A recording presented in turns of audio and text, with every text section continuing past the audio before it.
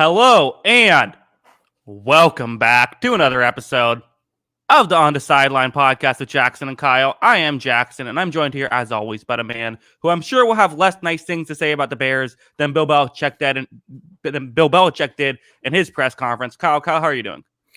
Doing good. I don't have 7 minutes of nice things to say about the Bears. That's true. I'm amazed anyone does.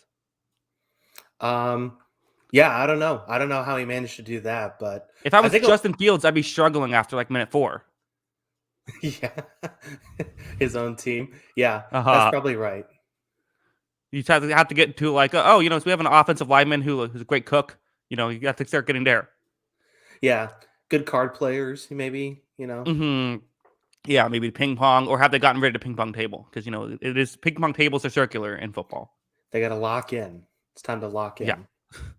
Kyle, I gotta be honest, not the best week this week. No, it's a little bit of a weaker slate. I agree. I actually forgot to pull up my games here. Bad job by me. Yeah, it's not a great week, but we're here. And you know what? Sometimes there's some lull weeks. There's a lot of bye week teams that are interesting this week. It's fine. We had a great last week, so I think we need a little bit of a downer, I guess. Well, and who knows, right? Because sometimes we look at this and say, okay, some of these games don't seem to be great, but then sometimes we end up with a lot of great games. And also, just a little inside baseball is that you didn't, you sent me the games with the lines and everything, so I got those, and I was reading off of that, figuring out which game I was going to make the thumbnail game. And I'm like, man, there's really nothing good here. But you had accidentally left off the Chiefs-Niners, which would have been the obvious thumbnail game to pick from, but I didn't realize it until after I made the thumbnails. Now we're stuck with Bears Patriots being the thumbnail game. Listen, I'm sorry. Just scrolling through FanDuel, it happened quick. I didn't mean to. No disrespect. We'll talk about that game though. I got some thoughts. Yeah, that's the thing. It's just kind of funny. There's like one clear game that everyone's gonna be talking about this week, and we have the Bears Patriots as the thumbnail. But should we talk about the Monday night game? I guess. I mean, what more needs to be said about this situation? You know what? Actually, I'm gonna pull a little first take here on this one. Oh, I don't think I was wrong on the Broncos. Okay, interesting. The currently 2-4 Broncos that you had winning the division, you think you were actually right? Well, in the offseason, I basically said this defense is going to be nasty again, and they went all in on a quarterback and finally got a good quarterback, and they're going to get at least tier 2 quarterback play. The only thing I got wrong there was that they're not getting tier 2 quarterback play. This defense is still excellent. I mean, I think it's second in football right now as far as EPA goes. So I still think this defense does a lot well. It kept them in this game, especially. They wish they got tier 2 quarterback play. They're not even getting tier 4 quarterback play, it seems like right now. Yeah, I think it'd also be fair to say like their receiving core has been underwhelming this season. Yeah, I mean, Judy got hurt, in the first game of the season, and I think Sutton's been pretty good, but they didn't use him a lot this last week. It's all a weird situation, though, because how much do we judge it when, KJ Hamler's been largely ineffective, but KJ Hamler was also wide open for the game-winning touchdown the week before. So how do we judge effectively this receiving core? If is this guy hurt this bad? They're trying to sell us he's hurt this bad, and Russell Wilson. Yes, because part of me is I don't know how much I believe of this, but at the same time, this guy was the best deep ball thrower in football for 6-7 years, and now they can't take a shot down the field. They cannot throw the ball down the field, and I don't know why. Yeah. No, I mean, I believe Russell Wilson said he should heal quick. I think he said something like he has Wolverine blood or something. So, all right, Russell, maybe not the best quote when you've been very much underwhelmed. I actually thought he played all right last on Monday. I thought he played okay in that one. Like he was looking. I mean, he started off. I was like, here we go. Wilson is back. Like, he looked good, and then the second half happened, and nothing could get done. But I thought he did show some nice things, and also, Pro Football Focus had the Broncos receiving core rated at 31st in football right now. So, the injuries are certainly a factor. They need to get better there as well. Yeah, I mean, I thought he was good in the first half, and then he started to run a little bit towards the end, which was nice. But I mean, didn't he finish the game something like 5 of 16 or something like that? It wasn't good at the end of the game, I thought. Mm-hmm. But I mean, it wasn't good for either side at the end of this game because the Chargers just once again prove they're either going to win every game by 7 points or less, or they're going to lose every game by 7 points or less. They ran into a good defense this week, but it just felt like that another team where it's like, okay, nothing's really happening right now with this team. Yeah. Elijah says, is it a scheming issue? I kind of feel bad for Nathaniel Hackett at this point. I think that it's like, I don't think there's like, I think he's doing an okay job. That's kind of how I view it personally. Chargers won. Chargers were able to get enough going against, we got to see one of the best plays you see in football of the double turnover on the same play. Always a big fan of the double turnover in this game. So that was fun. Chargers did just enough to get the victory here. I don't know, 4-2, you feel good about that?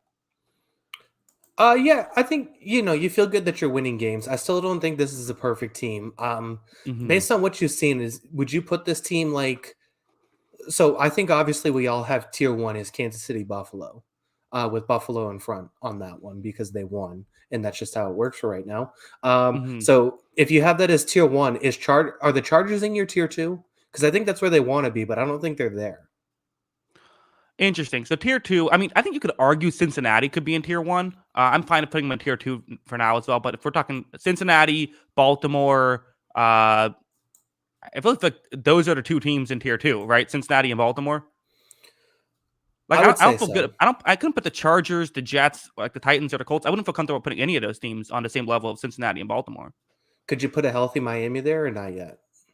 That's fair. I forgot about Miami. Yeah, you're right. Miami could be in there. I think Miami I would also put, if they're healthy, in tier 2.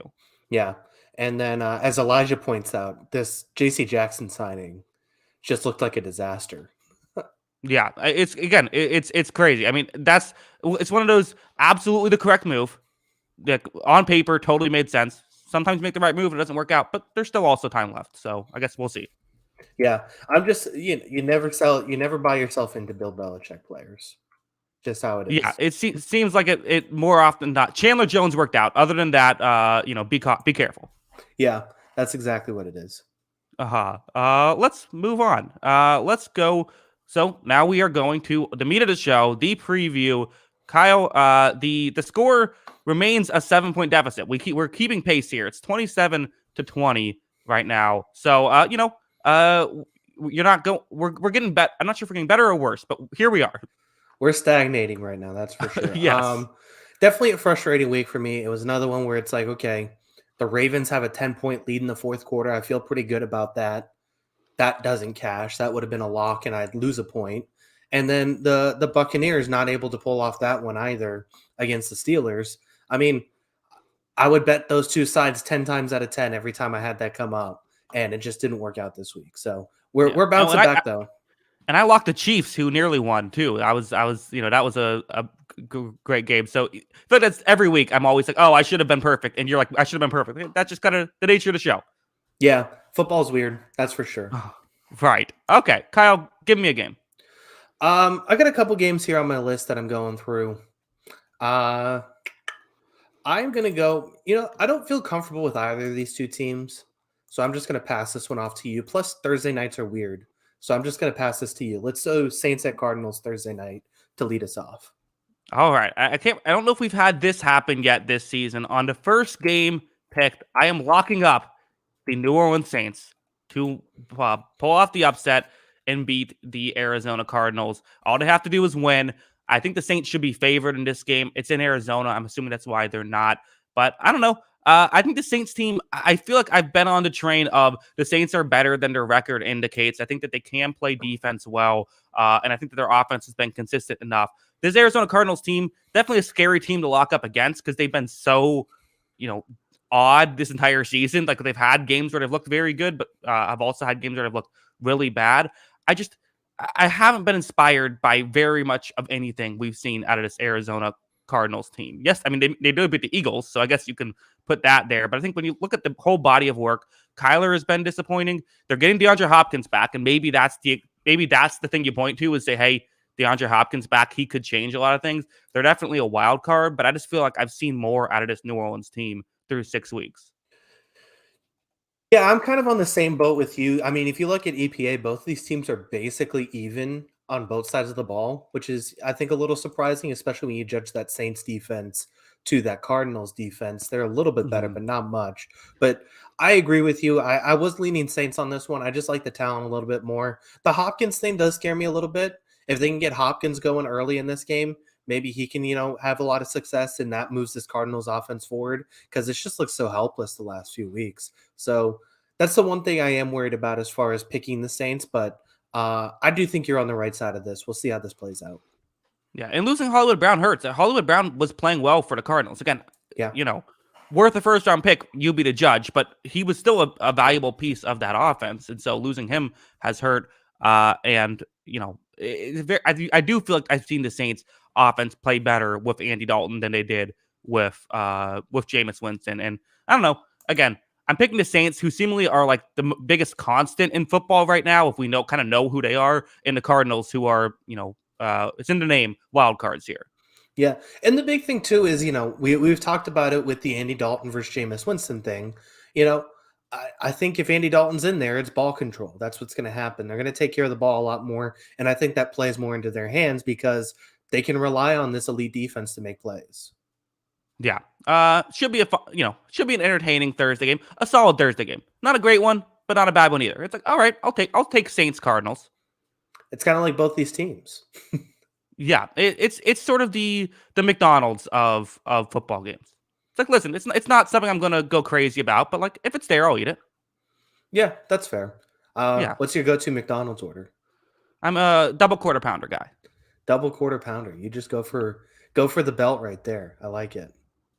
Yeah, I mean, I did no onions. That's the move. If I'm going to go McDonald's, I'm not going to get like a salad. Yeah, I like their McNuggets. I'm still a McNuggets guy. They're okay, but I actually feel like if I want McNuggets, I'm going to go to I'd rather go to Chick-fil-A. Yeah. I once had a half bottle of absinthe one night and my stomach was burning so bad that I ate like 35 McNuggets. And that was probably the only reason I love McNuggets that much, honestly. Okay, I can understand. I can understand that. Let's move on. Why don't we? I'm giving you a game. I'm giving you a a hilarious line. I love this line. The Giants Yeah. 3-point underdogs against the Jaguars. Who are you picking to win? Yeah, this was next on my list. I knew this was going to make us chuckle. Mhm. Yeah, I am going to go with I'm picking the Giants. This is Okay. this would be very New York Giants to lose this game and be like everyone's going to be like, "See, I told you so. You lost to the Jaguars." But I just think, they're not going to challenge these corners a whole lot. I don't think the Giants. They have, Saquon should have success in this game. And I just think that they're going to be able to control the clock that way and continue to do what the Giants have done, which is win football games by pulling these games out and out coaching their opponents. So I think they can do that. Yeah. I could really see this going either way. I get the Giants. Nobody respects us when we're 5-1. Uh, you know, this is just the situation. I mean, this is where you're at. We still don't feel like you have a ton of talent on your team, but you're winning, so like that's what matters. Um, I don't know. I feel like I could see this game kind of going either way. I guess the question, and probably why Jacksonville is favored, is how are the Giants supposed to throw in this one? I don't think they can really. I mean, they're gonna Hmm. have to go over the middle in this game because I don't think they can challenge these corners if they're healthy. So yeah, I mean, that's basically gonna be the move, and I think they're gonna have, some trouble with it. And yeah, I mean, this might be a toss-up, and then you think, Vegas lines home field historically gets 3 points. So that's where the Jaguars have the edge there, is what they're giving it. So yeah, I think that they're gonna have success or they're gonna have difficulties on offense. I think the other problem, though, is that the Jacksonville Jaguars are equally going to have difficulties on offense because I think these defensive ends for the Giants have been really good the last few weeks, and I think they're going to, wreak some havoc back there. Maybe. I mean, it's interesting because you're not gonna wreak havoc on Andrew Thomas, right? So you're gonna be okay there. Oh wait, or are we talking? Okay, no, sorry, Giants I got defensive ends on right. Jacksonville. Yeah, got you. Right. Cam Robinson and Jawan Taylor are certainly guys you can pressure. They're not scrubs out there, but that's definitely fair, I think. I'm kind of thinking about this though.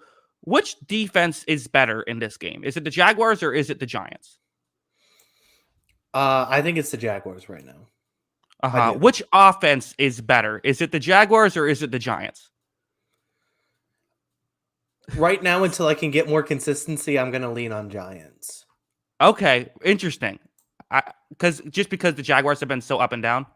Yeah, I think Brian Daboll's not going to put Daniel Jones in positions to make a billion mistakes.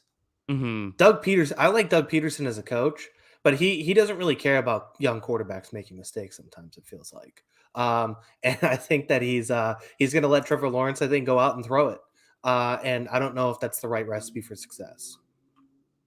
Well, I mean, it's probably the right recipe for success down the line, right? Of like, let's see what but like just for right now, it might not be. Yeah, to win football games right now, I don't know if it's the right case. Yeah, it should be a fascinating game. Is it disrespectful that the Giants are underdogs here? No, because Vegas lines don't mean anything. It's just Mm-hmm. they want people to bet the side, and they probably are loving that people are betting Giants +3 because that means the Jaguars are going to find a way to win this game. So Mm-hmm. it's just it's I don't think it's disrespectful. I think we've seen the Giants and say, yeah, they're winning games, and once again, it's the whole thing where you don't have to get mad about it because you're happy with your record. But this team hasn't performed like an elite football team, but has an elite record. Elite record doesn't affect anything else. Yeah. Also, I was just curious. I looked at the EPA per play. They're both top 10. Giants are 8th. Jaguars are 10th. But the Giants, 0.001 EPA per play points higher than the Jaguars. So they've been basically identical so far through 6 weeks. So should be an interesting game. Yeah, that is an interesting stat. I'm surprised the Giants are that high. Both of them are that high. Yeah, I was as well. Let's move on. Let's give me a game. All right. Let's go with Jets at Broncos. Yeah, next on my list as well, Jets Broncos. It's should be an interesting one. Two teams I really don't know what to make of it. The Broncos are only 1.5-point favorites at home, so fascinating. Am I crazy here, Kyle? I think I'm going with the Jets to win this one. I think I'm picking the underdog Jets. I have a couple of underdogs. We're picking all the underdogs. 3 for 3 so far. Underdogs is what we've taken. I just feel like the Jets are a team that, they don't need to worry about what are they going to do if their offense isn't successful, because their offense hasn't been very successful so far. And I just kind of trust this Jets offense to move the ball against a good Broncos defense more than I trust the Broncos offense to move the ball against a good Jets defense. Somehow the Jets have like a significantly better receiving core, which is not something we expected going into this. I think the Jets clearly have a better running game. I still do think that, I'm going to take Russell Wilson over Zach Wilson, even though maybe this year it's been flipped through 6 games. I think I'm going to, still lean Russ here. But yeah, I think I'm going to pick the Jets here. I was with you on this one. I had the Jets penciled in if I got this game. And yeah, I think I agree with that because this game feels like a race to 17. Do we trust either of these teams to get 17 points on the other defense? Well, I could see a pick 6. Well, the turnover part impact. Do you see the offense is scored in 17 points? Probably not. No, I don't. No, I think something crazy would have to happen basically for that. I think, the Jets might be able to run the ball. That probably is their best path to success, just because I don't know how much they want to drop back Zach Wilson with Bradley Chubb chasing him down. That doesn't seem like a good idea. So I think that they're going to run the ball a lot. I think they're going to control, and I think this defense has been awesome, and I think it continues because this offense for the Broncos seems out of sorts, and I don't think they're going to figure it out in a short week. So yeah, I'm with you. I like the Jets in this game. Yeah, Jets 21st in EPA offensively, Broncos 29th. So you do have a bit of a jump there for the Jets. It's just, I guess the flip side though is these are still teams where it's like I expect Russell Wilson to get better at some point. I do. I'm still expecting that to get better. Maybe it won't, and maybe I'll be wrong, but I still have a thought that that could happen. And I still don't know what to make of Zach Wilson, and I don't like to pick a team that has Zach Wilson as the quarterback because, like, it wasn't great last week. It wasn't terrible either, but wasn't great last week. Has done some good things this season, looks better this season. I think that, you're not expecting Zach Wilson to be a star right now, but that's just kind of they're just fascinating.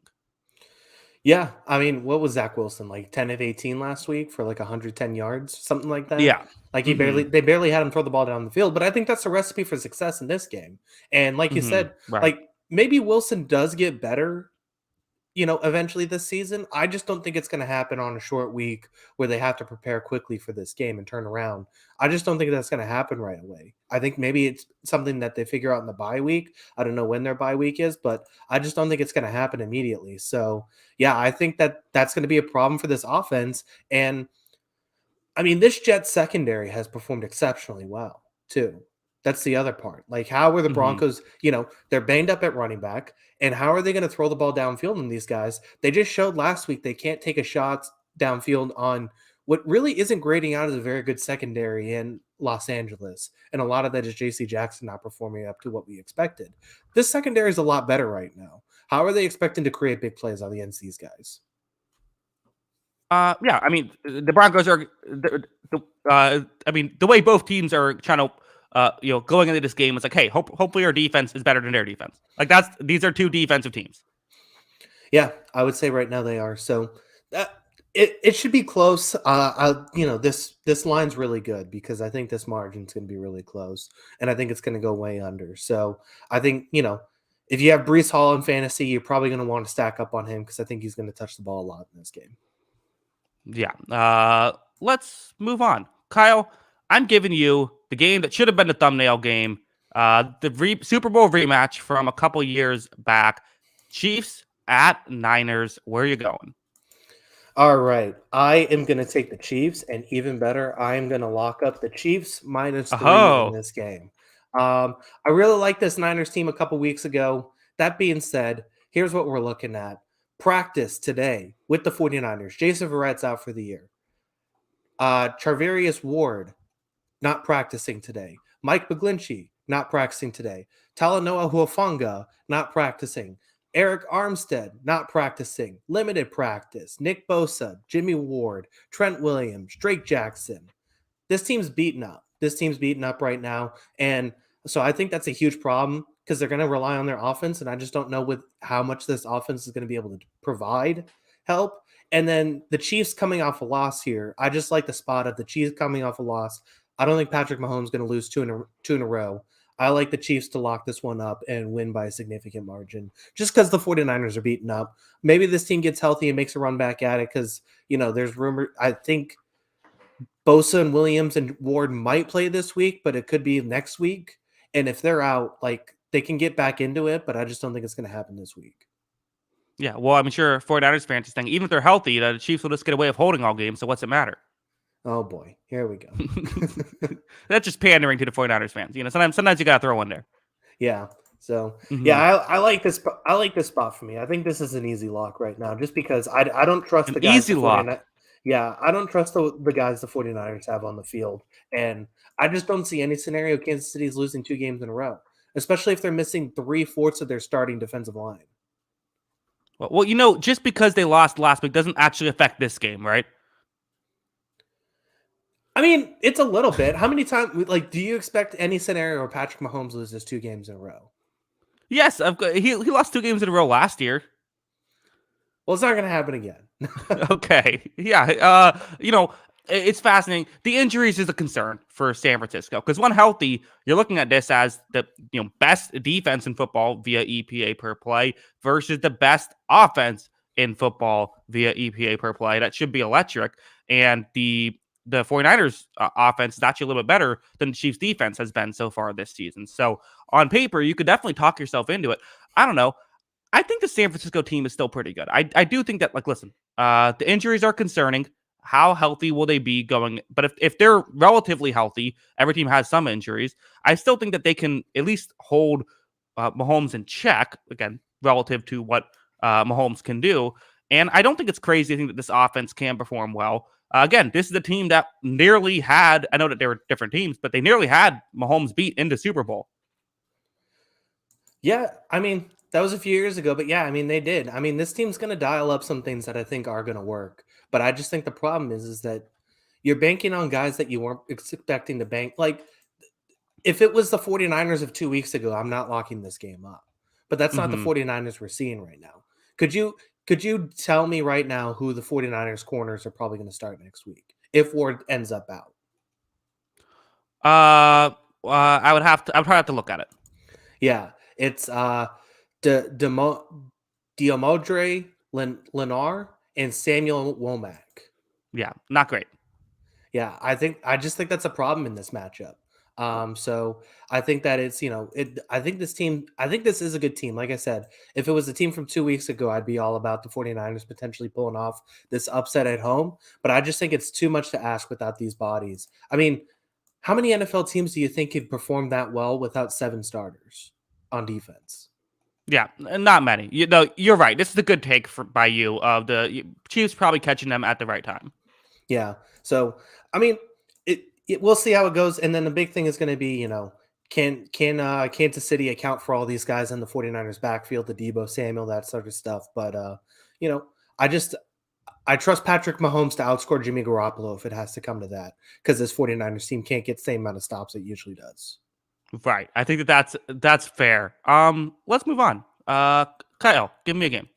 All right, divisional game rematch. I don't know how all the Colts got all their games in the AFC South in like the first 6 weeks of the season, but let's do Colts at Titans.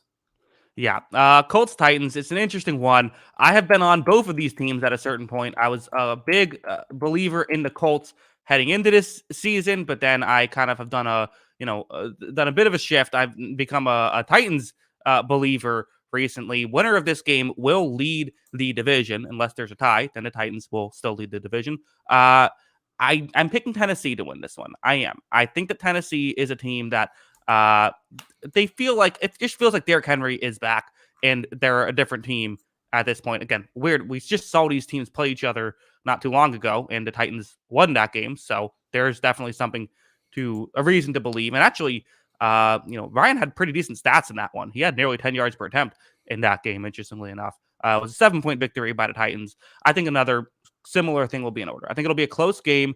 I think both teams will try to rush the ball. But again, Jonathan Taylor had 2.1 yards per carry in that game, whereas Derrick Henry had 5.2 yards per carry. So I still don't know what the health of Jonathan Taylor is. So when you factor that on, give me Tennessee. I'm with you on that. The one thing is, so this Colts defense doesn't seem like it can get right now. And I don't know what it is. Like, I watch this team and the players look the same, but so they've been the first couple weeks of the season, they were awesome against the run. And then they couldn't stop the pass, though. And then this Jacksonville game last week, they give up 243 yards rushing on 7.4 yards per carry. A lot of that had to do with the 61-yard touchdown for Jermichael Hasty, but Mm-hmm. it's still not great, even if you take away that 61-yard carry. Like, they're still getting beat pretty good. So it doesn't feel like this team is 100% right now on defense. So I think that the Tennessee should continue to move the ball like they did just a few weeks ago. This Colts offense does look better. And like you said, they had some success against Tennessee just 3 weeks ago. But is it enough to keep up with Tennessee at this point? I don't know. Yeah, I don't know. I mean, one thing that's interesting about the Titans is that their overall, their stats are terrible because of how bad that Bills game was. Like Yeah. as a whole, you look at their total points given up. They haven't given up more than 22 points in any game except for one of them, but they still have the third worst EPA because they give up 41 to the Bills. So I think the Titans defense I'd probably take the Titans defense over the Colts defense right now.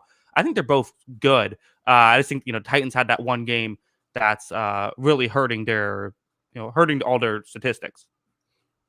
Yeah, I mean, I'm sure that adds to it. That definitely, you don't want to lose any game 41-7. That's for sure. Right. But they do, the bye week can't. Do you think if they could make their own schedule or make their own schedule on the fly, they'd ask for a bye week later in the season? Because it seemed like they just started getting right, and then all of a sudden it's like you got to take a week off. So it felt like a weird time momentum wise for them. Although the 3 games they won were all 7 points or less. So I guess, who really knows? But at the same time, that's kind of been every game in the NFL this season. Everything's really close. So I am kind of leaning Titans just because I do think they have a better defense, and I'm banking on they have a better offense. But I don't think the margin on either side's that big. Yeah, no, I agree. I mean, so where are we at with these teams? Are these two teams that are like they can make the playoffs, but we're not threatened by them? Yeah, they can make the playoffs because they're in the AFC South. But like even is just in general, let's take out divisions and let's just say the top 7 teams in each conference made it. Will we be feeling like these are playoff teams, but like sort of like kind of fringe playoff teams and nothing better? I would say maybe on the fringes. I think right now, I'll do this off the top of my head so someone can get really mad and say I'm wrong about something. I would have Hmm. the Bills 1, the Chiefs 2.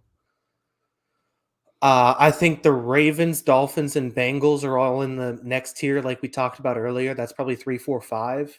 And then Hmm. after that, I would say Patriots, Jets, Browns, Titans, Colts, Chargers, maybe Raiders are all kind of in the same tier. But the Raiders got to win games is the problem.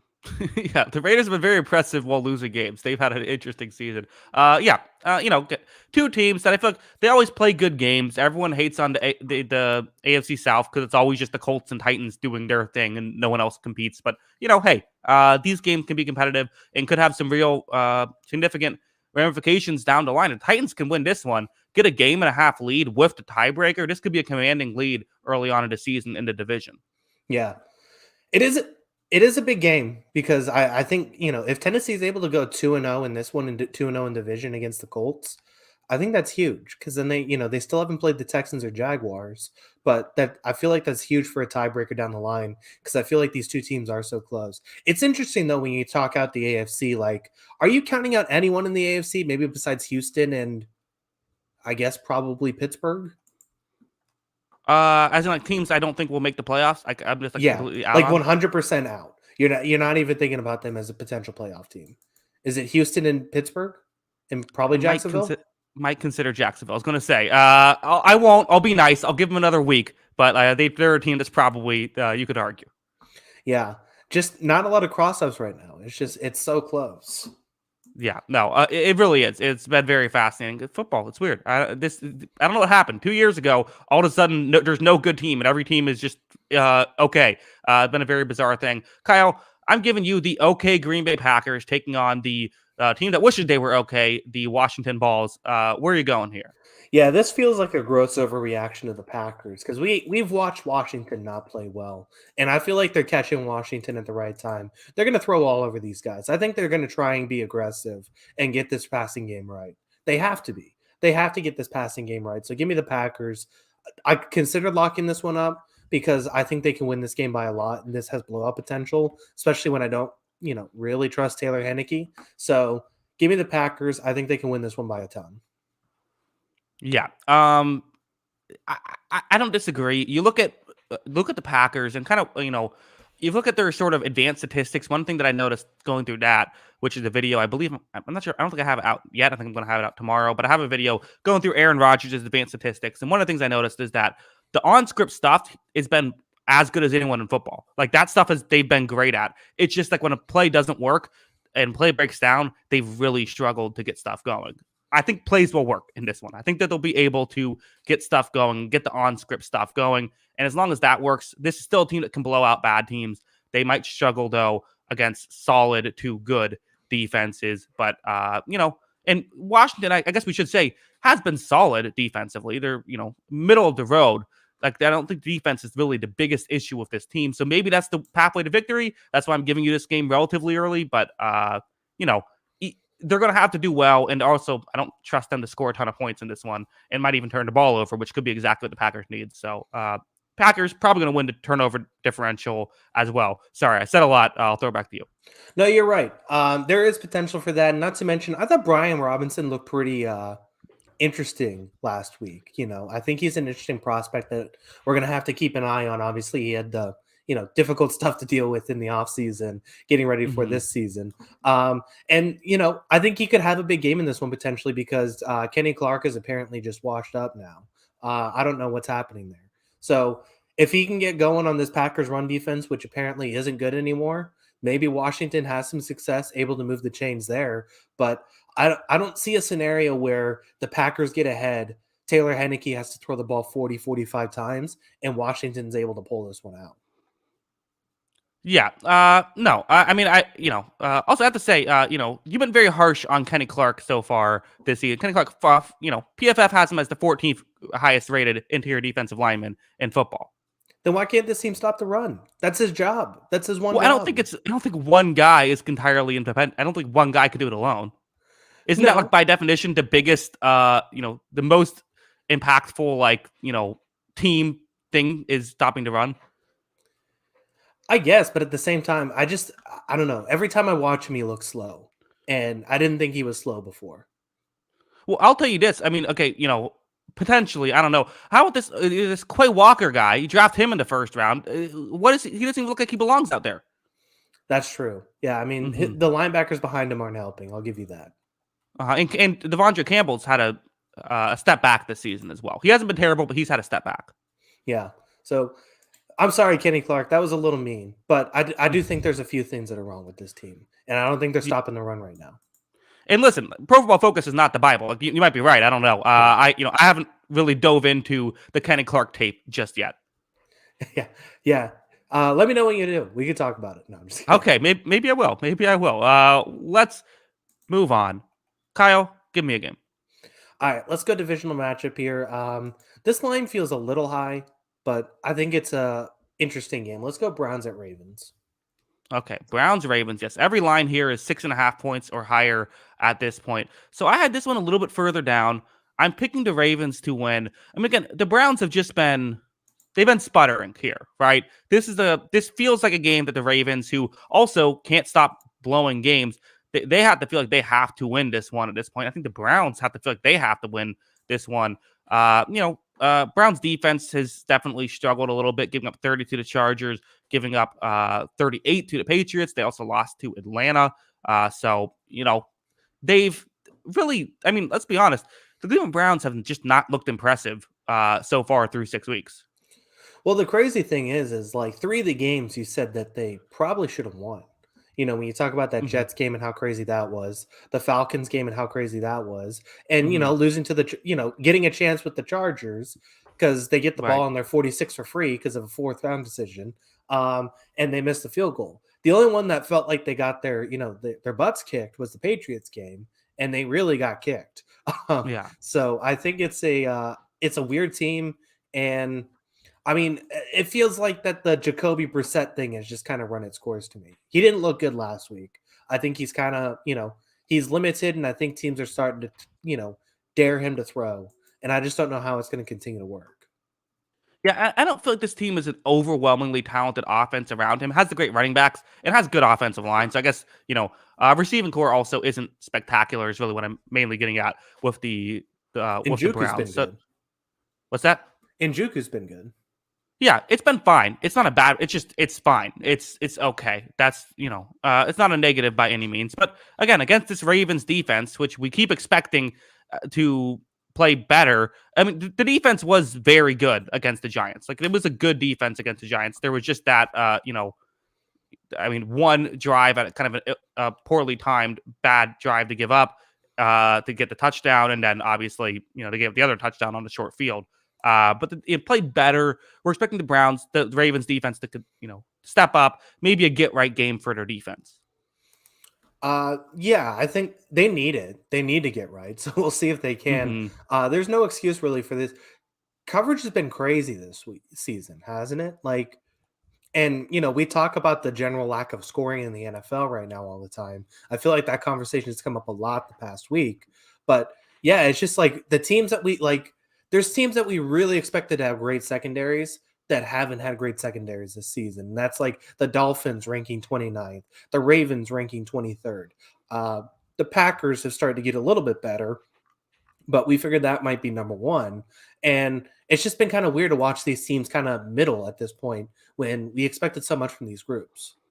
Yeah, I mean, basically, say this every year though with coverage. It's just kind of how it works. To an extent, but did you see any scenario where some of those teams were like the Ravens and the Dolphins were bottom 10? I never will give an absolute on coverage. I will never say this. There's always a scenario. Yeah, that's fair. I mean, you It's look at just like Marlon Humphrey had a bad year last year. Like Jalen Ramsey has had these like horrible years. Like it just you never know. yeah.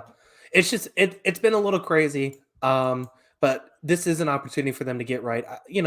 I didn't notice, Amari Cooper's still really good. Like he made a Yeah. couple of really good catches last week. And Hmm. it does kind of feel like though that if Browns want to win this game, he needs to go for like 120 yards. They need to Yeah. I get mean, some help in this passing game to make it easier for the running backs. yeah. I mean, he's always been like that. The hot and cold type player, right? Where it's like Yeah. he might not show up every week, but when he shows up in a big way. Also, this is why the Ravens will win. Browns 32nd in rush EPA over, and by far they're like 0.5 points or 0.05 points ahead of the next team. So they're at 162. The Lions at 31st, 107. So I mean, there's a huge jump between 31st and 32nd. Now you got Lamar Jackson coming to town. Good luck. Yeah, that's a mismatch. And not to mention, like, so I watched, obviously I watched all of that game last week. Miles Garrett's really hurt. Like like Hmm. he made one play last week. I think he ended up getting the Zappy in the backfield once, and he like almost couldn't get himself up. Like he's really hurt, and I think it's really affecting this defense. Not to mention that the guys around him, Clowney was out last week too. The other guys around him haven't performed to the level that we were hoping. And if they don't get Clowney back and Miles Garrett still banned up, I think it's a huge problem for this Cincinnati defensive line. Yeah. Again, just fact checking in real time. Miles Garrett, highest graded Pro Football Focus player, and Clowney, ninth highest graded Pro Football Focus player. So you and I Pro mean, Football Focus not getting along here. no, he's still good. He's just really Hmm. hurt. Like there's multiple Gotcha. plays that he made that Hmm. he looked like he couldn't get up after it. Okay, understandable. I got you now. Yeah. Let's want to move on. Yeah, let's do it. All right, let's go to. I'm going to take a page out of your book a little bit and pick a team that I think is a good underdog, or at least a competent underdog. I'm going to give you Falcons at Bengals here. Yeah, this was my next candidate. I thought about potentially locking this up, but I decided not to, mainly because the Falcons are going to play every game close. I am going to take the Hmm. Bengals.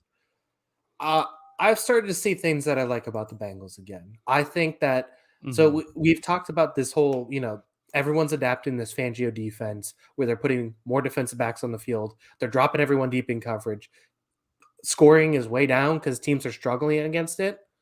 I think the Bengals after the first week kind of turtled up a little bit on offense. I think they stopped trying to challenge teams downfield. They stopped trying to challenge teams outside. I think in the fourth quarter of that Baltimore game where they were down and they just kind of said, screw it, let's just go down and score.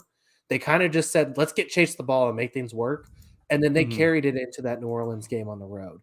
And that was a good win. And I thought Burrow played really well in that game. So I think the Bengals have gotten right. I think they figured their stuff out. I like the Bengals in this one. Yeah. A bit ago, AJ Terrell was considered a hot prospect coming out of college, but one thing that hurt his draft stock was how poorly he played in, I believe it was a national championship game against Jamar Chase. It was at least in a playoff game against Jamar Chase. Now gets a chance to potentially redeem himself. Probably wouldn't leave him one-on-one against Chase, though. Just don't do that to anyone. Chase should always have help. Yes, he should always have help. And I hope they continue to do that. But that's been the book. I think you've been able to beat the Falcons over the middle. But yeah, I mean, we'll see what happens in this game. Uh, I still think Chase is going to be able to get his though, and Yeah. especially as they've integrated Higgins last week and Tyler Boyd the week before more into this offense. I think it's only helped Chase have big games and big moments. So I think this team's due for another big win. I think they're rolling right now. Yeah, definitely. You can find guys to hit against this. Falcons defense has not been spectacular by any means this season. That's kind of been the way you can beat them. Their offense has been good. I mean, right now, again, the offense has performed better than the Bengals offense has through 6 weeks. It's been good offense. I don't know how much we feel like that will continue, but as of right now, I mean, again, Arthur Smith. It's funny because like my speculation on why like Kyle Pitts doesn't seem to hit is because like Arthur Smith is so much the kind of guy who schemes guys open and finds ways to get guys to run specific routes that can work with the scheme. And Kyle Pitts is very much the just go win against man coverage, and that's kind of why like there isn't. It's kind of maybe a bit of a mismatch. That being said, Pitts had a touchdown last game, and the offense is playing well. But will it be good? Will it be enough to win this one? Probably not. Probably not. I think it really comes down to how Marcus Mariota plays for this team. If he's able to take care of the ball and be smart with it, like he wasn't great against the Buccaneers defense for large stretches of that game. Once he kind of got going, like this team, this is another team. I don't have the numbers like you do, but it feels like it's really good on script. Like when they can script their plays and run their stuff really well, they're good. When Mariota's taking a sack and it's second and long all of a sudden, or turns the ball over and they're behind, I think that's where this offense struggles more. I think it has to kind of stay in its rhythm. Yeah, I think I agree with that. Want to move on? Yeah. Right. Let's keep it rolling here. Let's go another AFC NFC matchup. Let's do Seahawks at Chargers. Seahawks and Chargers also next on my list. Again, you never want to pick against Geno Smith, right? Few guys in sports you don't want to bet against. Geno Smith, clearly one of those guys, but I will be picking the Chargers to win this game. Again, Seahawks, I mean, it's been very impressive what they've done so far this season. I mean, it's been a very cool story. The fact that they have come in and played really competent football so far. Their defense is still very, very bad. It's still a very bad defense. Yes, you did good last week. And I do have to say, Seattle has kind of a history of getting better defensively as the season goes on. So maybe there'll be something to that. I mean, I think we remember there was that year when the Seahawks defense was like historically bad. And then sort of halfway through the season, it actually became like the strength of their team. That was, that's something that can happen with Seattle. Maybe it'll happen this year. Maybe it won't. But still, Justin Herbert against this secondary. I know people are very excited about some of the young players that Seattle has defensively. Still, has not been a good defense. I expect Justin Herbert to have a lot of success. And if he doesn't, then the Chargers are in trouble. I agree. Not sure if Keenan Allen's playing because apparently he has the worst hamstrings on the planet. But I do think they should still have success in this. I mean, if they, like you said, if they don't have success in this game throwing the ball downfield, then the panic meter's on for the Chargers because this offense hasn't put together, I think, a convincing performance all season, despite all the talent that they have. So I'm with you on that one. The other thing, though, and it's not Geno Smith, there's a guy on the Seahawks who could go nuts in this game, and that's Kenneth Walker. This Chargers defense still can't stop the run. And a lot of it's scheme. And yes, I know the scheme's built to kind of force teams into running the ball more and playing it short. But Pete Carroll's going to be like, all right, sure. Pete Carroll's going to be like, run the ball? Okay, you had me at run. Let's go. Kenneth Walker's going to go for a huge game in this one. And I think it's going to make it close. I might pick Seahawks in this one. I might take Seahawks in the points. Yeah. Or as in based on the point to cover or to win? I might do both. I like both sides of that. I think that they could pull off the upset here. Okay, I kind of like the cover as well. I agree with that because I do think that you make good points about Pete Carroll loves to run the ball. Anytime he's licking his lips at the opportunity to run the ball against this team, I do think that they will be able to put up points. But again, if it's Kenneth Walker versus Justin Herbert, I'm taking Justin Herbert. Yeah, but I mean, yeah, I agree. So nothing else you could really say about that. Not to mention, like, I think Metcalf can beat any of these guys on the outside. There's not one corner right now on Los Angeles who I think could stop DK Metcalf. They're going to throw multiple guys at him, but how much does that open up things for Lockett and other guys too? So I think that there's a lot of options. Like, Seattle's going to get torched, but I think there's a real chance Seattle keeps up with them in this game. Yeah, no, I totally agree. I think Seattle could keep this more competitive than maybe some might expect, but I still think I like the Chargers. Kyle, I'm going to give you a game. Okay. I'm going to give you the plucky Pittsburgh Steelers going to Miami, 7-point underdogs. Who you got? Yeah, I mean, so it sounds like Tua's back. Tua is back. The world, the Messiah has returned. Mm-hmm. And I mean, I haven't Sunday Night Football, baby. Sunday Night Football, you're right. I haven't seen a reason not to pick Miami when Tua's in the lineup. Hmm. So give me Tua and the Dolphins to win this one. It feels like it's a huge step up, and the way he played this season before the injury, if that's able to continue, Miami's a playoff contender. If he's not able to continue to play at that level, there's more questions. But I think he's going to be good enough here. I like the Dolphins to win this one handedly. Yeah. Do you think the Dolphins are mad that one of their home games is a night game, so therefore they don't get their full home field advantage? Of what? Sweltering heat? I mean, isn't it cold there right now? Chilly? I shouldn't say cold because someone in the Yeah, North's going to it's get not. mad. I mean, it's yeah. I mean, I woke up and it was in the 50s today, Kyle. I mean, well, what's going on here? Yeah, it was in the 30s this morning for me. It was just brutal. I hope I Uh-huh. hope we have a Canadian fan or something that's just going Oh to yeah. yell at us. So I guess the Uh-huh. question is like all of these guys for the Steelers secondary are still kind of questionable. Like there's Hmm. no like confirmed who's going to play besides Edmonds. Like is is it almost as simple as though like I trust Mike McDaniel to scheme up better plays than Byron Leftwich on this secondary? Like is that too Right. easy? Well, I mean, I do have to say, one thing was I thought the backups for Pittsburgh actually did. Oh, we have the spam account back in the chat. Good to see that. Our I sponsors think that here. yeah, I guess so. I think I have to say the backups played pretty well. Like there were times, as much as I'm pounding the table saying like, why aren't you throwing the ball more, Byron Leftwich? Like there were times when like Chris Godwin was covered, like Mike Evans was Yeah. covered. Like that did happen as well, which you have to give credit to Pittsburgh there. But again, I don't know how much I trust that to happen. I also, big fan of Mike Evans and Chris Godwin. They are not Jalen Waddle and Tyreek Hill. I think that's just a different animal that you're going up against. And Brady clearly does not have the cannon of an arm Tua does either. So Yeah. down the field, there could be some, and I think Pittsburgh might try to have they played some cover one against Tampa Bay. They might do that again, or actually mostly cover three, but one safety deep against Tampa Bay. Might do it again against Miami. I could see Miami definitely taking deep shots down the field. But it's the Steelers, and whoever knows what they're going to do ever. Yeah, Mike Tomlin's going to have something up his sleeve, I think, but I Hmm. hope it's not one safety over the top because that feels like a recipe for disaster. I would have thought that last week, though. That's true, but once again, Mike McDaniel's better than Byron Leftwich at this. That's just how I feel.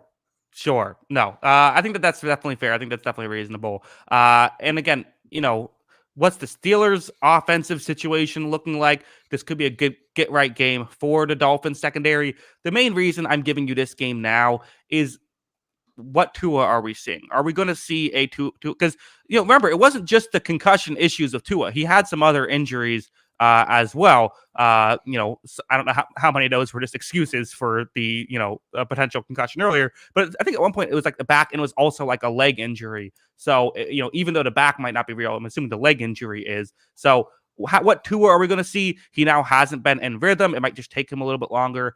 And again, with the plucky Pittsburgh Steelers, I figured there's always upset potential with the black and yellow. Yeah. An LA Ram YouTuber in Canada is yelling at us. See, I told you it was going to happen. Okay, yeah, yes, definitely. Listen, it's a warm weather podcast. Yeah, we like the heat here.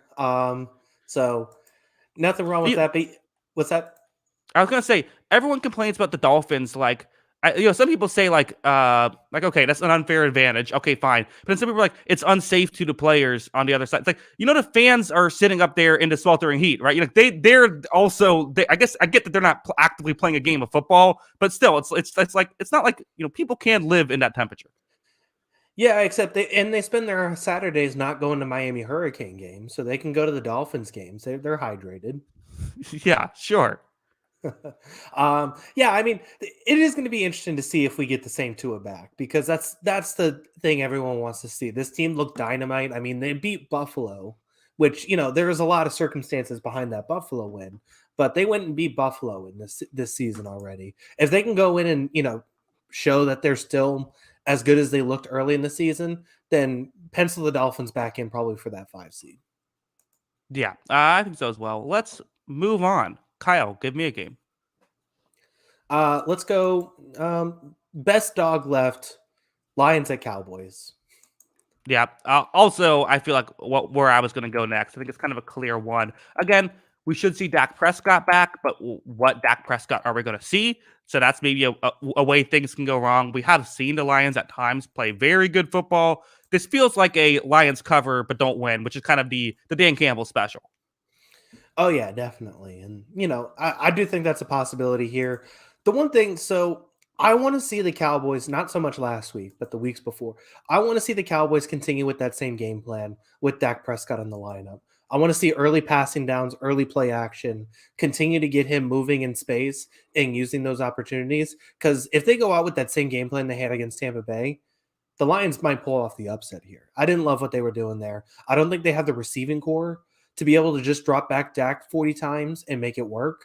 I think they have to be smart with their offense. If they're able to continue to do that and play as they have the last few weeks with Cooper Rush, with Dak Prescott, the ceiling's high for this team. I just want them to keep doing it.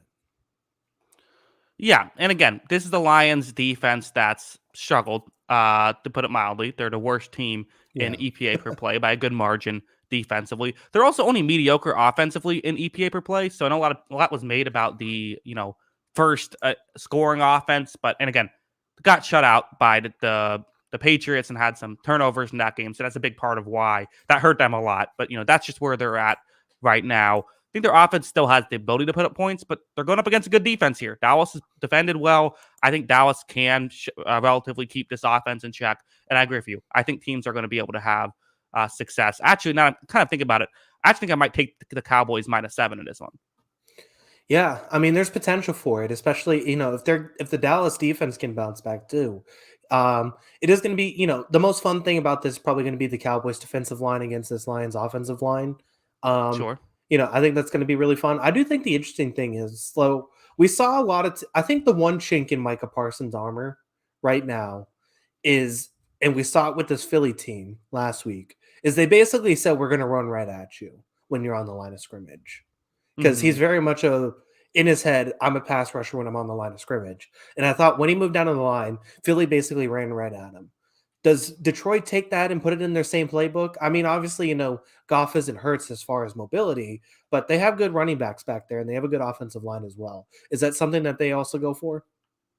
Interesting. That's a good question. I hadn't really thought about that, but yeah, that does make sense. And again, they have the guys to do it, right? I mean, Penei Sewell has been great this season, so I know Parsons does like to go up against right tackles a decent amount. So I mean, it's not a bad idea.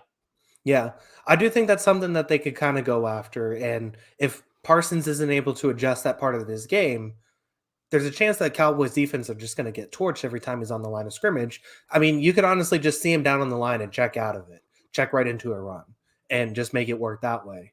I do think that's going to be an interesting development of his career. I don't know if I don't know if he's a black hole in the running game. I think they'd be okay. I mean, I think he's still valuable as an edge rusher, just because what he can do in the passing game.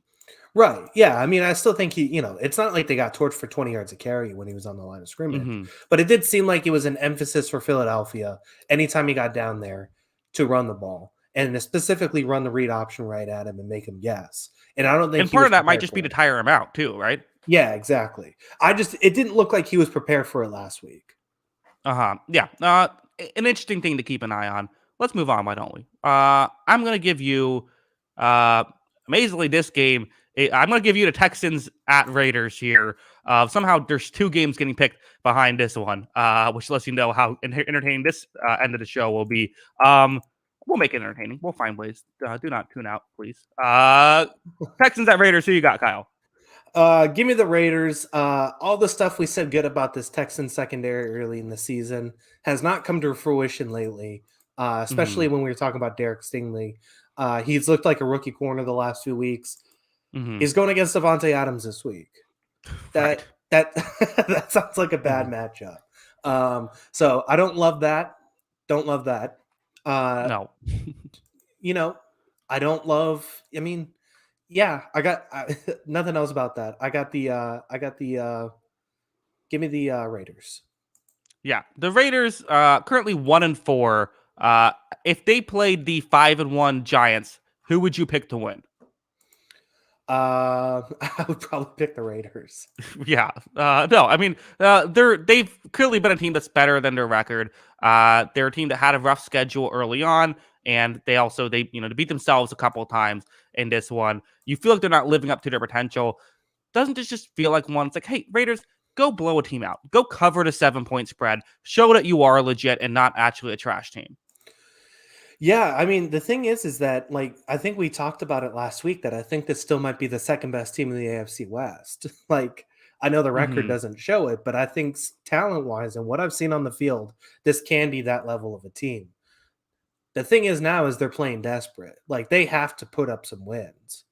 And this is definitely like if they lose this game, it's a cross off season, right? They're completely done. Season's over. Start preparing for the draft. Start planning your vacations in January. That's basically what I see because they have tough games still on the schedule. The Saints are a solid team. The Colts are a solid team. The Seahawks are frisky. The Chargers are still on there. The Rams, the Patriots. They have to win this game and get positive momentum going. So I think this is a must-win game for the Raiders, and I still think they're a good team. So I think that they should win it. Yeah, this is a good question by Zachary Stewart. Who is the better third-round quarterback right now, Davis Mills or Russell Wilson? Kyle, who do you got, Davis Mills or Russell Wilson? Oh gosh, give me Russell Wilson. Yeah, I think I'll also go again. Sorry, Mills Mafia. Again, biggest Davis Mills haters in the world is us.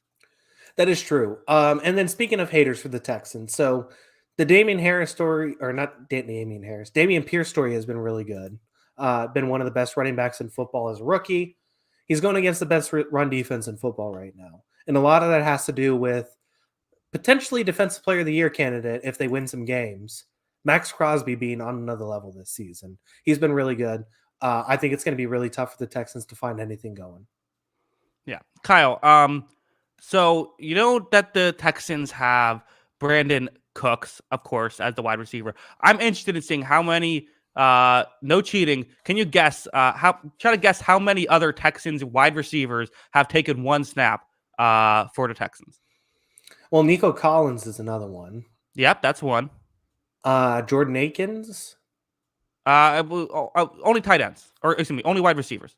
Oh, only wide receivers. Oh, man. After that, it's a tough one. Yeah, I'm blanking after that. Yes, we got, of course, Chris Moore. Oh, yeah, you have, Philip Dorsett. Oh, I didn't know Dorsett was on that team. Yeah, Super Bowl champion Tyler Johnson. I forgot he ended up there. Wow. Yeah, so they've been, maybe not the best depth here for Houston. Not great. That's not great. So don't love this spot. No, yeah, but again, Texans maybe in a couple years. I've been saying that for a while now. Couple years, I agree. Maybe like 4 more years. We'll see. 4 more years. All right. Kyle, give me a game. Let's do. Is this the last game? No, we got 2 games left. Both of our teams actually managed to make it this far. Also, we have overlap is here. The show can now start. Okay. Also, I stand with TB12. All right. Let's restart the whole show. Overlap is here. So let's start over, Kyle. Monday Night Football game. I got a game to go watch. Okay. Okay. Yes. Maybe. Sorry, overlap. But you can rewatch it again after we're over. Kyle, give me a game. Bucks at Panthers. Oh, wow. Confidence in your New England Patriots. Buccaneers at Panthers. Yeah. It's the get right of all get right games. As much as the Buccaneers have been struggling here, they're still double-digit favorites. The biggest spread here, where this spread says more about the Panthers than it does about the Buccaneers, right? Yeah, I mean, they were double-digit favorite underdogs to the Rams, who everyone was selling last week. And the Rams still managed to cover, despite a pick six. Right, right. So things aren't great in Carolina right now. Yeah, it's looking like PJ Walker's going to be the guy. The thing you have to say is, well, the Buccaneers struggled last week. Like, that's kind of the thing that you would point to, right? It's like, well, maybe this Buccaneers team isn't that great. Yeah, but we said that about the Rams, and they still won by 14. So I'm not worried at all about this game. Yeah, I mean, this feels like it's coming at the perfect time, basically, for the perfect time for the Buccaneers, right? They need a game. They need a punching bag, and Carolina is a willing punching bag right now. Yeah, I remember the year the Buccaneers won the Super Bowl 2 years ago. I feel like both times we played the Panthers, it was like exactly what we needed. I remember one of those games we didn't they didn't get a stop. The Buccaneers scored in every drive. It was just like the Panthers again. And trust me, I'm not bragging because far more often throughout our history, it's been the Buccaneers being the punching bag. But it feels like the Panthers have been exactly what the Buccaneers have needed these past 2 years. Yeah. And then, like you said, when it's PJ Walker back there, that's even better. I mean, the Hmm. Panthers are having guys, sent off the field and traded at this point, and Right. JC Horn's out. I mean, they're missing multiple corners. I think it's Jeremy Chin's out. I forgot to. So like he's still gone. I mean, there's a lot going on for this Panthers team beyond just bad football being played. They're also hurt, which makes it even worse.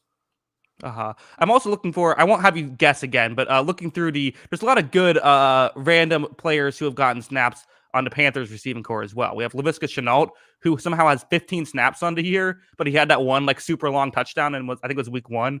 So he's Yeah. been there, which has been fun. I mean, you've gotten Rashad Higgins gotten some snaps in there. Shee Smith is still getting like significant playing time for the Panthers at this point. So some tough stuff going on. DJ Moore and Christian McCaffrey really are this offense. Yeah, and I mean the Terrace Marshall pick just not looking good. So Yeah. that also adds to it. Yeah. That was not looking great for them. I thought everyone like their sleeper was Terrence Marshall that year. Like everyone was like, "Oh, look out for Terrence Marshall," and then we were all wrong. It's tough, man. Draft's hard. Drafting's Yeah. hard. So I liked him out of the draft. It just didn't work out, I guess. Yeah. Buccaneers, how much do they have to win? If they win by 30, do they feel good about themselves? Still probably I not, mean, right? maybe like I don't think it's necessarily by winning margin that I'm eager to see this Buccaneers team. I just want to see Mhm. this offense look cohesive. Like Mhm. because I mean the stats say they're still throwing the ball pretty well, but they're not scoring touchdowns. And this is a touchdown driven league. So I want to see them get some points on the board. I want to see them move the ball. I want to see just it's it's like watching a basketball team that has a bunch of talent but no chemistry, which is Mhm. weird because this team's basically played together. Outside of a couple Right. offensive linemen, it's virtually the Mhm. same team for the last 3 years. So why Yeah. does this team not have the chemistry right now? Yeah, very, very bizarre. Have to imagine maybe the coaching change has something to do with it. Also, Zachary Stewart, our resident Brady hater in the chat. I'm so glad that after 20 years, Brady is finally able to play in a weak division. He had to battle those insane quarterbacks in the North forever. Sanchez, Fitzpatrick, insane. Hey, people try and get away from Tom Brady. It happens. Yeah, sure. Let's move on. Let's talk about. Did you know Tom Brady used to play for New England Patriots? He will. Your New England Patriots, Kyle, will be hosting the Chicago Bears. You felt so confident in this game, despite the fact that you feel very confident Tampa Bay will win. You still gave me that game. You think the Patriots are that much better than the Chicago Bears? Oh, this is going to be a 30-point game, man. This is a Oh, blowout. This is uh Patriots. I'm going Patriots 38, Bears 3. This is a rout. No way, shape, or form the Bears are staying in this game. This is going to be clipped and put on social media or something if this loses. we do Uh, not have that many fans. Don't worry. yeah, that's true. But uh, this isn't happening. No. I mean, Bill Belichick against Justin Fields in this offensive game plan? Absolutely not. Absolutely not. This isn't happening. The Patriots are going to throw a bunch of things at him he's not prepared for, things that this offense isn't prepared for. Nobody's going to get open in this secondary. The secondary is playing lights out, all those guys back there. And the Patriots are going to be able to run the ball. They do everything right now better than the Bears. So they're going to win by a lot. Yeah. I mean, counterpoint. How are the Patriots going to be able to stop the 1-2 punch of Darnell Mooney, and Ecomania St. Brown? I mean, that's going to be tough. Jack Jones and Jalen Mills. Who cares, man? Could we have a N'Keal Harry revenge game? No, that's the one thing I can guarantee will not happen. What about okay? What about there's Cody Whitehair's. Is he playing? He's solid. Tevin Jenkins has been okay this year. Yeah. I mean, the one thing is like, so the Patriots even like they graded pretty poorly against the run this season. Well, there you go. defensively. That's a pathway. But they also said that against the Browns, and then they locked up Nick Chubb and Kareem Hunt. Sure. So The issue is they could just go all out to stop the run, and there's just, despite what I just said about the great 1-2 punch of Darnell Mooney and Ecomania St. Brown, I don't know if that's actually a great 1-2 punch. yeah, I know Jonathan Jones is still a little banged up. It's questionable if he plays. Go ahead and He can take the day off. yeah, Bill Belichick, you're good. Go see your family. yeah, go take an extra week, my man. You're Yeah. playing lights out football. We need you for bigger games than this. But yeah, I just think, I'm looking at it like Belichick's going to make this team play left-handed. That's what he does against offenses.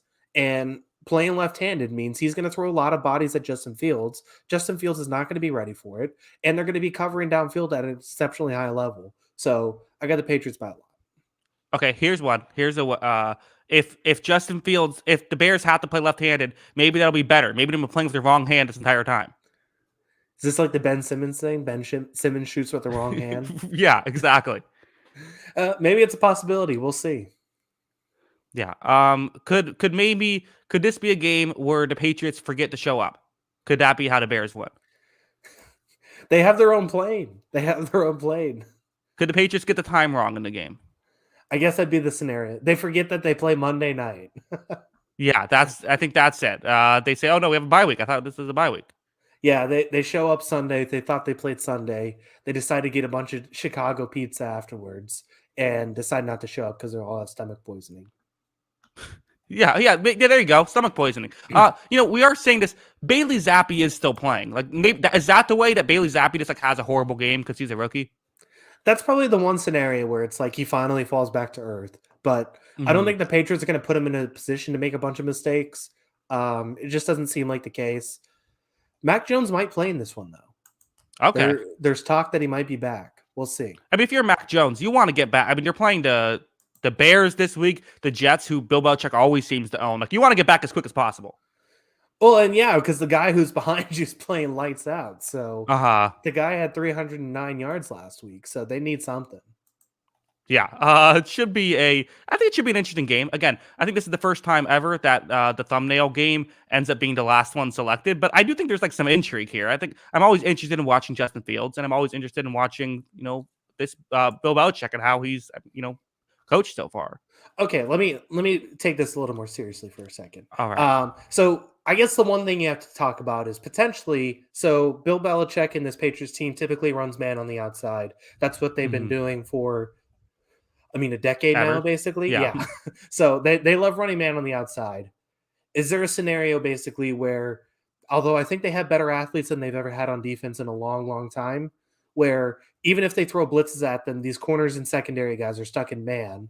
Justin Fields gets outside of the pocket, has a huge running day, and that changes things? Possibly. I think that's the one thing. Yeah. Like, I think we saw Lamar Jackson looked really good off script against the Patriots, and that's the one thing Fields could replicate, but he hasn't really shown to actually do that.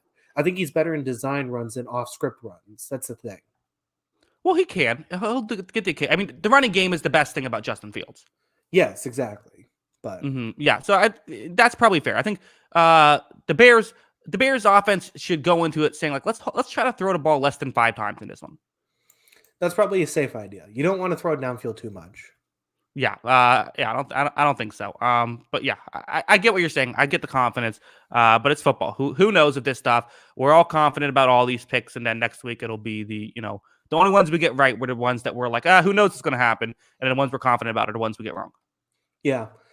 That being said, if we lose to the Bears, I'm probably won't even show up Sunday. Okay, I'll have to do a solo podcast. All right, fair enough. Same thing. I have to say, same thing. If the Buccaneers lose to the Panthers, you're doing a solo podcast. Okay, you'll have to send me the link still. Yeah, I'll have to set it up and then just head out, and then an hour later come back and turn it off. Yeah, there we go. Sounds good. Okay. Yes, that is our show. Kyle, let them know where they can find us on Twitter before we head out.